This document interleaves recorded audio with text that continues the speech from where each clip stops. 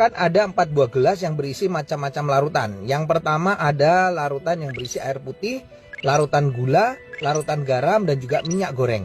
Dan masing-masing larutan nanti saya akan campurkan dengan sel darah manusia. Ini adalah darah manusia yang sudah ambil menggunakan jarum suntik. Nah, lalu saya akan teteskan pertama kali pada larutan yang pertama, yaitu air putih.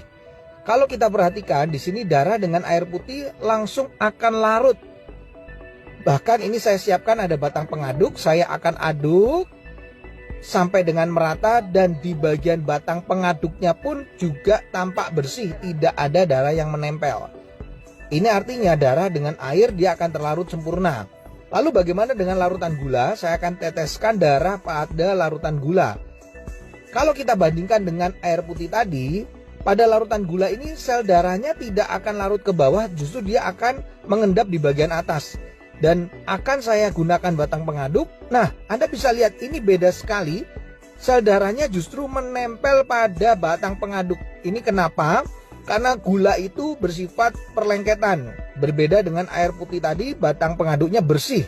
Makanya orang kalau kena diabetes, terjadi perlengketan pada darahnya, mengalami rasa haus, kemudian sering buang air kecil, dan akhirnya suka ngemil. Nah, bagaimana dengan orang yang hipertensi? Ini adalah larutan garam. Ini darahnya saya akan teteskan pada larutan garam. Lalu saya akan juga sama masukkan batang pengaduk. Dan ini berbeda dengan diabetes, di mana sel darah yang menempel pada batang pengaduknya tidak selengket pada gula, larutan gula. Tapi yang membedakan pada orang darah tinggi atau hipertensi yang terlalu sering makan asin-asin, ini kelihatan sel darah merahnya akan terurai, dia akan rusak, dia akan pecah. Makanya orang darah tinggi bisa mengalami pecah pembuluh darah. Yang terakhir saya akan teteskan darah ini di dalam minyak goreng.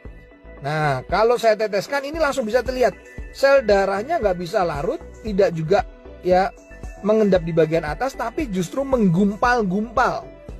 Ini membuktikan bahwa orang yang tinggi kolesterolnya akan mengakibatkan penggumpalan sel darah. Jadi sel darahnya akan menggumpal-gumpal, dan ini yang bisa menimbulkan penyumbatan pada pembuluh darah.